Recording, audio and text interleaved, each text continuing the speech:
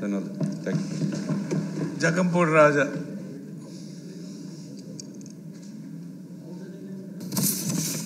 ధన్యవాదాలు అధ్యక్ష. నిన్నటి రోజు గవర్నర్ గారి ప్రసంగం విన్న తర్వాత ఆయన మాట్లాడినటువంటి ప్రతి అక్షరంలోని కూడా ప్రభుత్వం తాలూకా చిత్తశుద్ధి, ఈ రాష్ట్రంలో ఉన్నటువంటి అన్ని ప్రాంతాలు అన్ని వర్గాల ప్రజల తాలూకా మేలు కోసం ఎంతగా ఈ ప్రభుత్వం పరితపిస్తూ ఉంది, జగన్మోహన్ రెడ్డి గారు ఎంత చిత్తశుద్ధితో పనిచేస్తూ ఉన్నారు అనేటువంటి చాలా స్పష్టంగా మనకు అర్థమయ్యేటట్టుగా ఉంది అధ్యక్ష. దివంగత ముఖ్యమంత్రి డాక్టర్ వైఎస్ రాజశేఖర రెడ్డి గారు 2004 నుంచి 2009 వరకు కేవలం ఒక 5 ఏళ్ల పాటు ముఖ్యమంత్రిగా పనిచేసి భారతదేశంలో ఉన్నటువంటి ఇతర రాష్ట్రాలు కానీ ముఖ్యమంత్రులు కానీ ప్రభుత్వాలు కానీ మన వైపు చూసి అసూయపడేంతగా ఈ రకంగా కూడా పరిపాలన అనేటువంటి చేయొచ్చా, పేదవాడికి ఇన్ని రకాలుగా ప్రభుత్వం అనేటువంటిది భరోసాను కల్పించగలిగేటటువంటి అవకాశం ఉందా అనేటట్టుగా ఒక ఆదర్శవంతమైనటువంటి పాలన అందించారు అధ్యక్ష. మరి రాజశేఖర రెడ్డి గారి యొక్క మరణానంతరం ఈ రాష్ట్రంలో ఉన్నటువంటి ప్రజలందరూ కూడా ఒక ఆందోళనకి గురవుతూ రాజశేఖర రెడ్డి గారు లాంటి ఒక గొప్ప నాయకుడిని మనం దూరం చేసుకున్నాం, మళ్ళీ తిరిగి మన జీవితాలు వెనక్కి వెళ్ళిపోయేటటువంటి పరిస్థితి ఉంటుంది. ఏ రకంగా అయితే రాజశేఖర రెడ్డి గారు మరి అన్ని రంగాలకి కూడా ప్రాధాన్యతనిస్తూ ప్రతి ఒక్క పేదవాడిని కూడా చేయించి ఒక ఆరోగ్య భరోసా కానీ ఒక విద్యా భరోసా కానీ ఇచ్చారో, మళ్ళీ మనకి చీకటి రోజులు మొదలవుతుందేమో రాజశేఖర రెడ్డి గారు దూరం అయిపోవడంతో అనేటువంటి ఒక ఆందోళన ఉన్నటువంటి రాష్ట్ర ప్రజలకి మరి గడిచినటువంటి 10 ఏళ్ళు కూడా 2009 రాజశేఖర రెడ్డి గారి మరణం నుంచి మళ్ళీ 2019 వరకు కూడా నిజంగా అన్ని రకాలుగాను కూడా వెనకబడ్డాం అనేటువంటిదే వాస్తవమైనటువంటి విషయం అధ్యక్ష. మరి అటువంటి తరుణంలో రాజశేఖర రెడ్డి గారి యొక్క ఆశయాల కోసం స్థాపించినటువంటి వైఎస్ఆర్ కాంగ్రెస్ పార్టీ ప్రీతమ నాయకులు జగన్మోహన్ రెడ్డి గారి యొక్క సారథ్యంలో మరి ఏదైతే ఆవేళ చంద్రబాబు నాయుడు గారు 2014 ఎన్నికల్లో అధికారమే పరమావధిగా ఏదో రకంగా ముఖ్యమంత్రి పీఠాన్ని చేజెక్కించుకోవాలనేటువంటి ఒక దురాలోచనతో 100 కొద్ది అబద్ధాలు ఆడి ప్రజల్ని మోసగించి 650 వాగ్దానాలు ఇచ్చి ముఖ్యమంత్రిగా మరి ఆయన యొక్క అధికారాన్ని చేపట్టారు.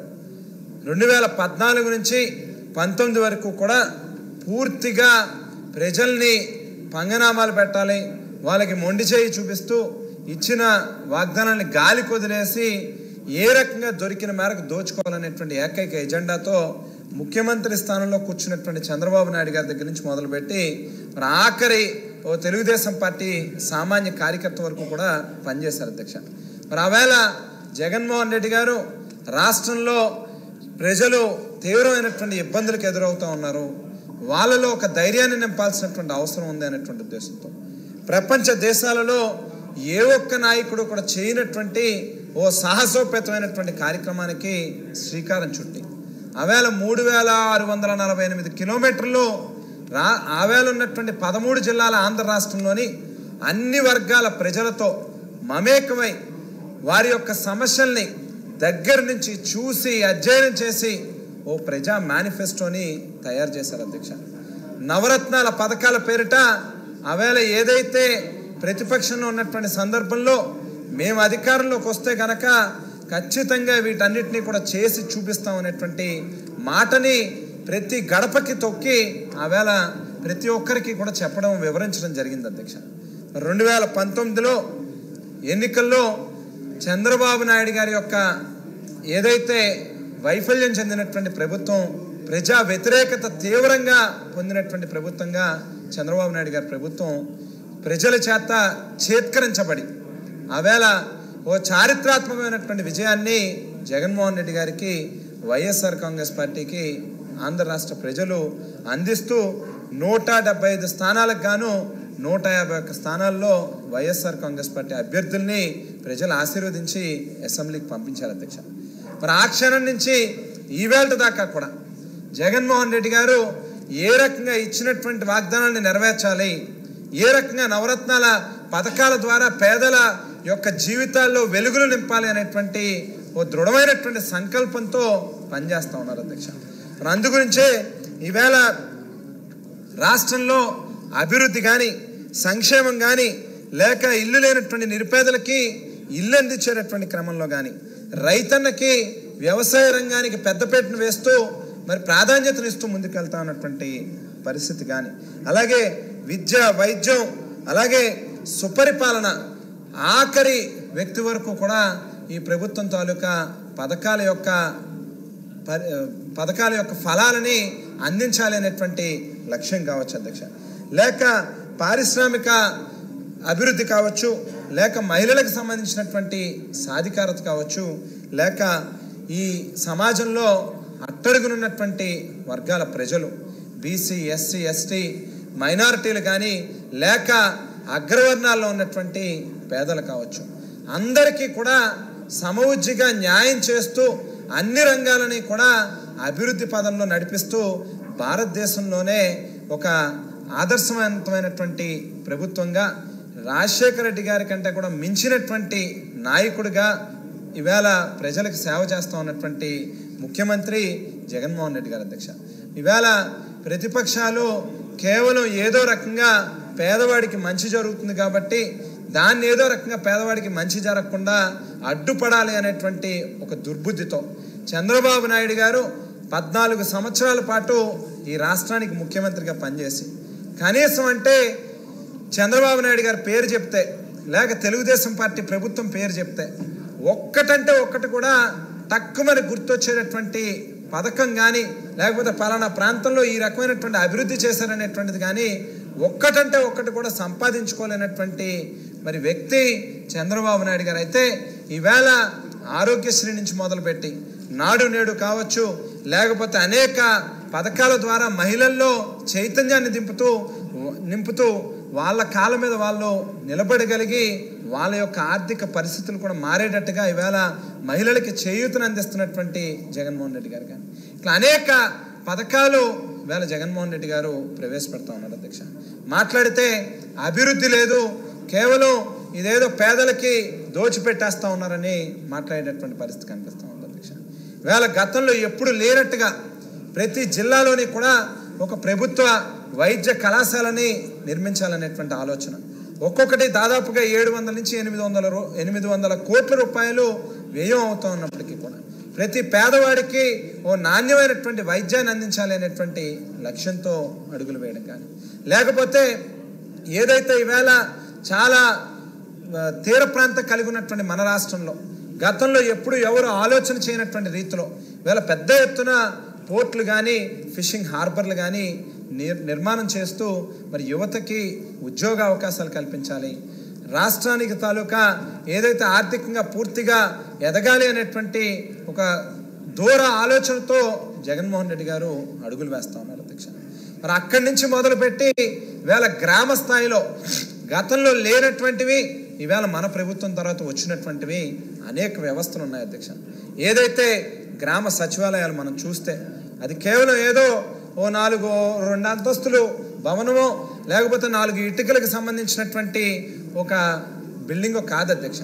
ఈవేళ 550కి పైగా సర్వీసెస్ని ప్రజలకు చేరువలో ఉంచి ఏ ఒక్కరికి ఏ చిన్న అవసరం ఉన్నా కూడా వాళ్ళ ఇంటికి దగ్గరలోనే వాళ్ళ ఊర్లోనే 4 అడుగుల దూరంలో ఈవేళ ఒక వ్యవస్థని తీసుకొచ్చి ప్రతి 50 ఏళ్ళకి ఒక వాలంటీర్ని ఎవరైతే సేవా దృక్పథంతో ఉన్నారో వాళ్ళని నియమించి వారితో పాటుగా దాదాపుగా 11 శాఖలకు సంబంధించినటువంటి వివిధ అధికారులని అందుబాటులోకి తీసుకొచ్చి ఎవరికి ఏ చిన్న అర్జీ అక్కడికి తీసుకెళ్ళి ఆ సచివాలయంలో టేబుల్ మీద పడేస్తే ఈవేళ నిర్దిష్టమైనటువంటి కాల సమయంలోపు వాళ్ళకి దాని మీద ఒక పరిష్కారం తీసుకొచ్చేటటువంటి ఒక గొప్ప వ్యవస్థని ఈవేళ జగన్మోహన్ రెడ్డి గారు తీసుకుని రావడం జరిగింది అధ్యక్ష.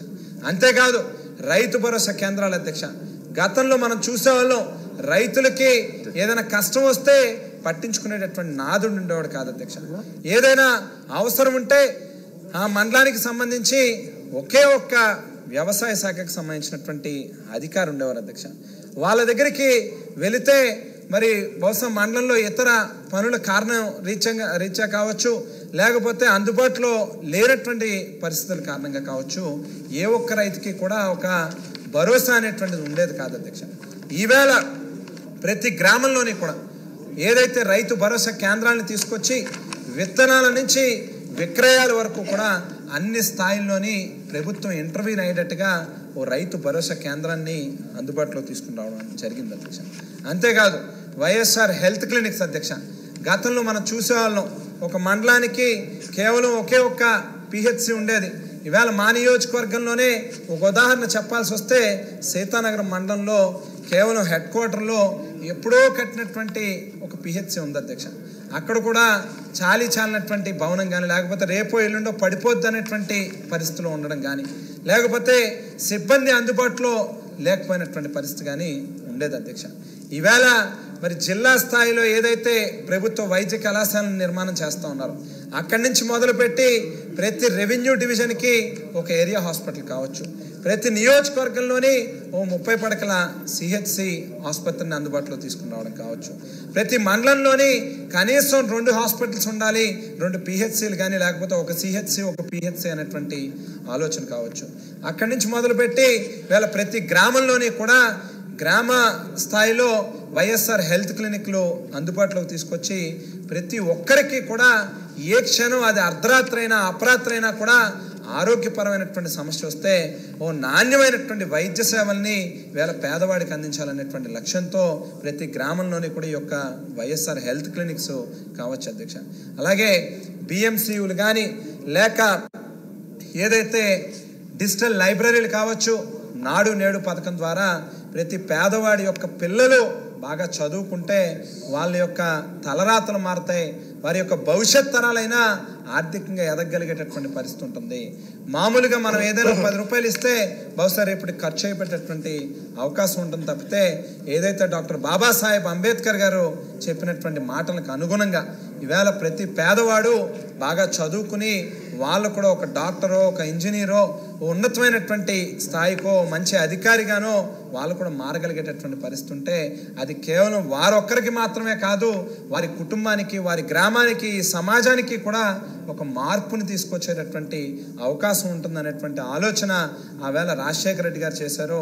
ఈవేళ తండ్రికి మించినటువంటి తనయుడిగా జగన్మోహన్ రెడ్డి గారు ఈ రాష్ట్రంలో ఉన్నటువంటి సుమారుగా వేల కొద్ది ప్రభుత్వ పాఠశాలల్ని దాదాపుగా 43-44 వేల ప్రభుత్వ పాఠశాలల యొక్క రూపురేఖలు మారుస్తూ పిల్లలు సరదాపడి స్కూళ్ళకి వెళ్ళి బాగా చదువుకోవాలి. ఖచ్చితంగా మనం కూడా జగన్మోహన్ రెడ్డి గారు ఏదైతే ఒక ఆశయంతో ఈవేళ ఇన్ని వేల కోట్ల రూపాయలు ఓటు హక్కు అనేటువంటిది లేనటువంటి మన మీద ఖర్చు పెడతా ఉన్నారో మనం ఖచ్చితంగా బాగా చదువుకుని మన తల్లిదండ్రులకి, మన రాష్ట్రానికి, మన ముఖ్యమంత్రి గారికి మంచి పేరు తీసుకొచ్చేటట్టుగా వ్యవహరించాలనేటువంటి ఉద్దేశంతో కూడా ఈవేళ విద్యార్థులు కనిపిస్తూ ఉన్నారు అధ్యక్ష. అంటే గ్రామాల్లో ఈవేళ ఇన్ని రకాలుగా మార్పులు జరుగుతూ ఉన్నాయి అధ్యక్ష. వీటితో పాటుగా ఈవేళ మా నియోజకవర్గాన్నే ఒక ఉదాహరణగా చూస్తే పక్కనే గోదావరి తల్లి ఉంది అధ్యక్ష. అయినప్పటికీ కూడా తాగడానికి కనీసం ఓ ప్యూరిఫైడ్ వాటర్ కానీ లేకపోతే గోదావరి నీళ్ళు కానీ వచ్చేటటువంటి పరిస్థితి లేదు అధ్యక్ష. చాలా గ్రామాలలో గత ప్రభుత్వాల తాలూకా నిర్లక్ష్యాల కారణంగా ఈవేళకి కూడా నీళ్లు లేక ఇబ్బందులు పడుతూ ఉన్నటువంటి పరిస్థితి ఉంది అధ్యక్ష. ఈవేళ జల్ జీవన్ మిషన్ ప్రాజెక్టులో ఏదైతే రాష్ట్ర ప్రభుత్వానికి సంబంధించినటువంటి మేజర్ వాటాతో కావచ్చు, ఈవేళ ప్రతి గ్రామంలోని కూడా ఒక పక్కన నియోజకవర్గ స్థాయిలో వాటర్ గ్రిడ్ ప్రాజెక్టులని తీసుకుని రావడమే కాకుండా ప్రతి గ్రామంలోని కూడా OHR ట్యాంకులు కానీ, GLR ట్యాంక్స్ కావచ్చు, లేకపోతే ప్రతి ఇంటికి కూడా గోదావరి నీళ్ళని, ప్యూరిఫైడ్ వాటర్ని వీళ్ళు అందించేటటువంటి ఒక గొప్ప వ్యవస్థకు కూడా ఈ ప్రభుత్వమే శ్రీకారం చుట్టింది. అది కూడా జగన్మోహన్ రెడ్డి గారికే ఆ క్రెడిట్ దక్కుతుంది అనేటువంటి విషయాన్ని కూడా ఈ సందర్భంగా తెలియజేస్తా ఉన్నాను అధ్యక్ష. మరి ఇంకేం కావాలి అభివృద్ధి అని అంటే? కేవలం తెలుగుదేశం పార్టీ వాళ్ళకి అభివృద్ధి అని అంటే వాళ్ళ తాలూకా డెఫినేషన్ వేరే అధ్యక్ష, ఇవాళ మా ప్రభుత్వం తాలూకా డెఫినేషన్ అనేటువంటిది వేరే అధ్యక్ష. తెలుగుదేశం పార్టీ వాళ్ళ ప్రభుత్వం తాలూకా డెఫినేషన్ ఏంటి అని అంటే చంద్రబాబు నాయుడు గారు ఆర్థికంగా ఎదగాలి, వాళ్ళ తనయులు లోకేష్ గారు హెరిటేజ్ కంపెనీల పేరు చెప్పి విచ్చలవిడిగా డబ్బులు సంపాదన చేయాలి, జన్మభూమి కమిటీల పేరు చెప్పి ప్రజల దగ్గర నుంచి డబ్బులు నొక్కేయాలి అనేటువంటి ఆలోచన వాళ్ళ అభివృద్ధిగా భావిస్తే అధ్యక్ష, ఒక బాధ్యత గల ప్రభుత్వంగా ఈవేళ ఈ రాష్ట్రంలో ఉన్నటువంటి ప్రతి పేదవాడు కూడా ఖచ్చితంగా ఎదగాలి, వాళ్ళు కూడా వాళ్ళ యొక్క ఆర్థిక పరిస్థితులు మారాలి అనేటువంటి ఆలోచనతో ప్రతి గ్రామంలోని కూడా ఈవేళ ఈ రైతు భరోసా కేంద్రం కానీ, హెల్త్ క్లినిక్ కానీ, గ్రామ సచివాలయాలు కానీ, నాడు నేడు ద్వారా ప్రభుత్వ పాఠశాలల యొక్క రూపురేఖలు మార్చడం కానీ, లేక మంచినీటిని మరి అందుబాటులోకి తీసుకుని రాగలిగేటటువంటి పరిస్థితి కానీ, ఇవన్నీ కూడా మా తాలూకా అభివృద్ధి అనేటువంటి దానికి డెఫినేషన్ అధ్యక్ష. మా ముఖ్యమంత్రి గారి తాలూకా ఆలోచన అని చెప్పి చెప్తా ఉన్నా అధ్యక్ష. అయితే ఈవేళ ఈ ప్రభుత్వం ఏదైతే ఈ పాలనను అందిస్తూ ఉందో ఇవన్నీ కూడా ఇదేదో 4 గోడల మధ్యలో ఏసీ రూముల్లో కూర్చుంటేనో లేకపోతే 4 అధికారులతో కూర్చుని చర్చిస్తేనో ముఖ్యమంత్రి గారికి వచ్చినటువంటి ఆలోచనలు కాదు అధ్యక్ష. ఏదైతే ఇందాక చెప్పినట్టుగా గతంలో ఎప్పుడు ఎవరు ఏ నాయకుడు చేయనటువంటి ఓ సాహసోపేతమైనటువంటి కార్యక్రమం అధ్యక్ష. తన పాదయాత్ర ద్వారా ఈ రాష్ట్రంలో ఉన్నటువంటి వేల మంది లక్షల మందితో మమేకమై వారి బాధల్ని దగ్గర నుంచి చూసి వారి మనసుని పెట్టి ఈవేళ పరిపాలన అనేటువంటిది ప్రతి పేదవాడికి కూడా అందించాలనేటువంటి లక్ష్యంతో ఈ ప్రభుత్వం ముందుకు నడుస్తూ ఉంది అధ్యక్ష. అంతేకాదు అధ్యక్ష, ఈవేళ ఇళ్ల పట్టాలు గతంలో మనం చూస్తే ఏదైతే చంద్రబాబు నాయుడు గారు హైదరాబాద్ మహానగరంలో దాదాపుగా 100 కోట్ల రూపాయల పైగా వెచ్చించి ఆయన సొంత ఇంటిని కట్టుకోవడానికి, ఆయన ఓ విలాసవంతమైనటువంటి జీవితాన్ని అనుభవించడానికి, ఆయన స్వార్థం కోసం, ఆయన ప్రయోజనాల కోసం, ఆయన యొక్క లగ్జరీ కోసం ఆలోచన చేసుకున్నాడు తప్పితే పేదవాడికి కనీసం ఓ 4 అడుగులు స్థలం ఉండాలి, వాళ్ళు కూడా ఉండడానికి ఒక చిన్న గూడు అనేటువంటిది కల్పించాల్సినటువంటి బాధ్యత ప్రభుత్వాల మీద ఉన్నది అనేటువంటి ఆలోచన చేసినటువంటి పాపాన ఏ రోజు కూడా చంద్రబాబు నాయుడు గారు పోలేదు అధ్యక్ష. అందుగురించే ఆయన ఇల్లు కట్టుకున్నాడు తప్పితే ఈ రాష్ట్రంలో ఏ ఒక్క పేదవాడికి కూడా కనీసం అంగుళం భూమి ఇచ్చినటువంటి పాపాన చంద్రబాబు నాయుడు గారు పోలేదు అధ్యక్ష. మరి అంతేకాకుండా ఈవేళ మన ప్రభుత్వంలో అధ్యక్ష జగన్మోహన్ రెడ్డి గారు బహుశా భారతదేశంలో స్వాతంత్రం వచ్చిన నాటి నుంచి ఈవేళ దాకా కూడా ఇతర అన్ని రాష్ట్రాలు కలిపి పేదవాళ్ళకి ఎన్ని పట్టాలు ఇచ్చుంటారో తెలియదు కానీ అధ్యక్ష, ఈవేళ ఆంధ్ర రాష్ట్రంలో 31,75,000 మందికి ఇళ్ళ పట్టాలు ఇవ్వడం, అది కూడా ఎక్కడో ఊరికి దూరంగానో లేకపోతే అడవిలోనో కాదు అధ్యక్ష, నివాసయోగ్యంగా ఉండేటట్టుగా లబ్ధిదారులు వారి యొక్క పూర్తి సంతృప్తిని వ్యక్తం చేసేటట్టుగా, అది కూడా కేవలం స్థలాలు ఇచ్చేసి చేతులు దులుపుకునే కార్యక్రమం చేయలేదు అధ్యక్ష. ఎక్కడైతే ప్రభుత్వ భూములు లేవో అక్కడ రైతుల్ని బలవంతంగా కాకుండా వారిని కూడా ఒప్పించి వారి మనసుకి ఎక్కడ గాయం కలగకుండా రైతు అనేటటువంటి వాళ్ళకి వాళ్ళ తాలూకా భూములకి ఒక అటాచ్మెంట్ ఉంటుంది కాబట్టి గతంలో చంద్రబాబు నాయుడు గారి మాదిరిగా బలవంతంగా రైతుల నుంచి భూములు లాక్కునే కార్యక్రమం చేయకూడదు అని చెప్పి రైతులకు కూడా న్యాయమైనటువంటి నష్టపరిహారాన్ని అందించి ఇవాళ గ్రామాలకి అతి సమీపంలో ఇవాళ ఒక చక్కటి భూముల్ని కొనుగోలు చేసి వాటిల్లో కూడా ఇన్ఫ్రాస్ట్రక్చర్ని కూడా డెవలప్ చేస్తూ అధ్యక్ష.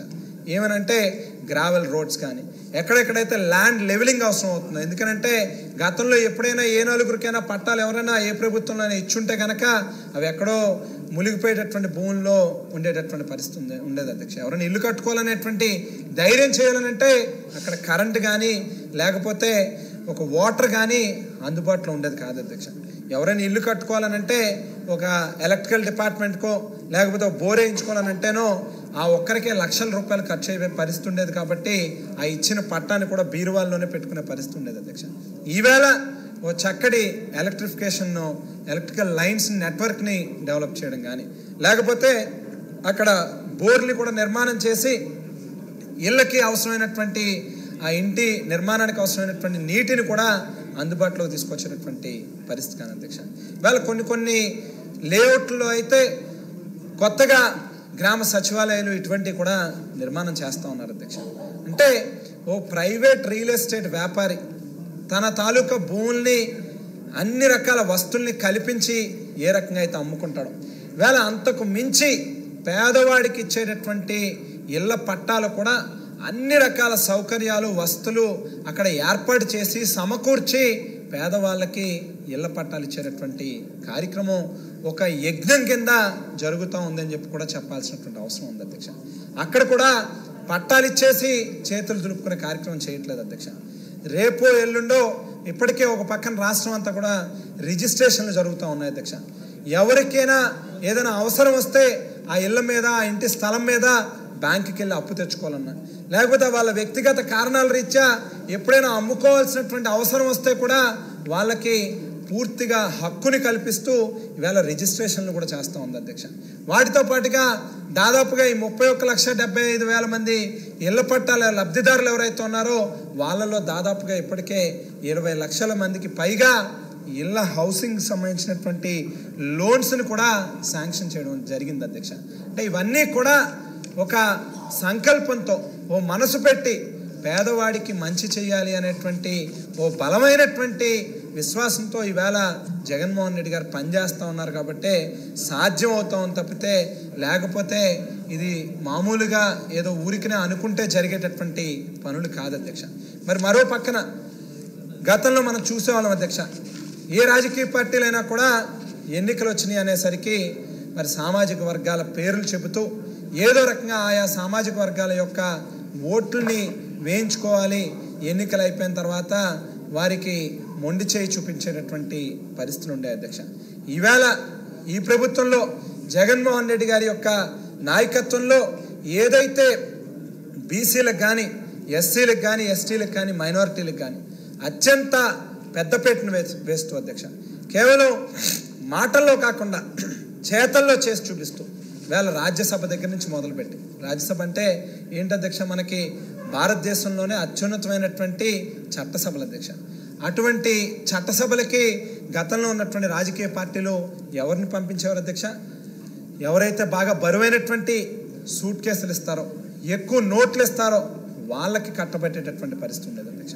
మరి ఈవేళ బీసీలకి మోపిదేవి వెంకటరమణ గారు కానీ, పిల్లి సుభాష్ చంద్రబోస్ గారు కానీ, మస్తాన్ రావు గారు కానీ, ఆర్ కృష్ణయ్య గారు కానీ, ఇట్లా ఎవరైతే ఈ రాష్ట్రంలో ఉన్నటువంటి బీసీల తాలూకా గొంతుని గట్టిగా మరి భారతదేశం అత్యున్నతమైనటువంటి రాజ్యసభ లాంటి చట్టసభల్లో గొంతెత్తగలుగుతారో వాళ్ళకి అవకాశం ఇవ్వాలి, తద్వారా బీసీలకు మేలు చేయాలి అనేటువంటి ఆలోచనతో జగన్మోహన్ రెడ్డి గారు ప్రతి అడుగు కూడా ముందుకు వేస్తూ ఉన్నారు అధ్యక్ష.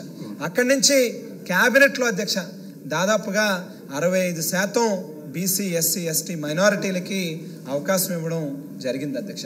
మరి అంతేకాకుండా స్థానిక సంస్థలు కానీ, లేకపోతే గుడి కమిటీలు కానీ, బడి కమిటీలు కానీ, ఇట్లా అనేక మార్కెట్ యార్డులు కానీ, ట్రస్ట్ బోర్డులు కానీ అన్నిటిలోని కూడా ఇవాళ బీసీ ఎస్సీ ఎస్టీ మైనారిటీలకి 50% రిజర్వేషన్ అనేటువంటి ఓ చట్టాన్ని కూడా తీసుకొచ్చి రాజకీయంగా వాళ్ళ యొక్క ఎదుగుదల కోసం మరి ఒక పట్టుదల కలిగినటువంటి నాయకుడిగా జగన్మోహన్ రెడ్డి గారు పనిచేస్తూ ఉన్నారు అధ్యక్ష.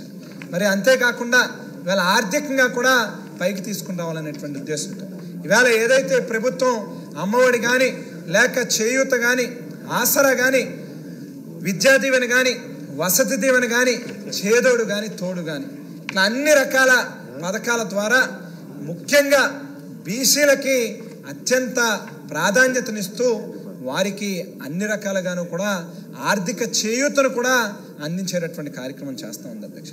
అనేక చట్టాలను తీసుకొచ్చి ఇవాళ సంస్కరణల ద్వారా బీసీలకి మేలు చేకూర్చేటటువంటి కార్యక్రమం చేస్తూ ఉంది అధ్యక్ష. మరి ఒక పక్కన ఈ సామాజిక వర్గాల పరంగానే కాకుండా మహిళలకు కూడా వీళ్ళ పెద్ద ఎత్తున ఈ ప్రభుత్వం మేలు చేసేటటువంటి కార్యక్రమం జరుగుతూ ఉంది అధ్యక్ష. వాళ్ళని రాజకీయంగా, ఆర్థికంగా, సామాజికంగా అన్ని రకాలుగాను కూడా పైకి తీసుకుని రావాలి. ఓ మహిళా పక్షపాతిగా ఇవాళ అనేక రకాల పథకాలను కానీ, చట్టాలను కానీ తీసుకొచ్చి మహిళల్ని కూడా పైకి ఎదగాలి అనేటువంటి ఓ సంకల్పంతో జగన్మోహన్ రెడ్డి గారు పనిచేస్తూ ఉన్నారు అధ్యక్ష. ఖచ్చితంగా ఏదైతే నిన్న గవర్నర్ గారు మాట్లాడినటువంటి మాటలు ఉన్నాయో ఈవేళ రాష్ట్ర ప్రజలందరూ కూడా చాలా సంతోషంగా ఉన్నారు, ఆనందంగా ఉన్నారు. మరొకసారి ఏదైతే ఈ రాష్ట్రానికి మంచి జరగాలి అని అంటే రాబోయేటటువంటి రోజుల్లో జగన్మోహన్ రెడ్డి గారిని ఆశీర్వదించాలి అనేటువంటి ఈవేళ ఆలోచనతోనే ప్రజలు ఉన్నారు అధ్యక్ష. ఏదైతే మొన్నటి రోజు అన్న జగన్మోహన్ రెడ్డి గారు ఏలూరులో దెందులూరులో జరిగినటువంటి సభలో ఈ రాష్ట్రంలో ఉన్నటువంటి పేదవాళ్ళకి మంచి చెయ్యాలి అనేటువంటి ఒక ఉద్దేశంతో 124 సార్లు గడిచినటువంటి 57 నెలలుగా బటన్ నొక్కాను. ప్రజలు ఖచ్చితంగా మనకి మరొకసారి అవకాశం ఇవ్వడానికి 2 బటన్లు నొక్కలేరా అని చెప్పి ఆలోచన చేయమని చెప్పని అన్నారు అధ్యక్ష. ఖచ్చితంగా ప్రజలు ఆ 2 బటన్లు నొక్కుతారు. మళ్ళీ జగన్మోహన్ రెడ్డి గారిని ముఖ్యమంత్రిగా ఈ రాష్ట్రానికి అందిస్తారు అనేటువంటి ఓ మాటను కూడా ఈ సందర్భంగా తెలియజేస్తూ మరి ఈ అవకాశం ఇచ్చినందుకు మరి మీకు ప్రత్యేకమైనటువంటి కృతజ్ఞతలు తెలియజేస్తూ సెలవు తీసుకుంటాను అధ్యక్ష. థ్యాంక్ యూ అధ్యక్ష. The house is adjourned for tea.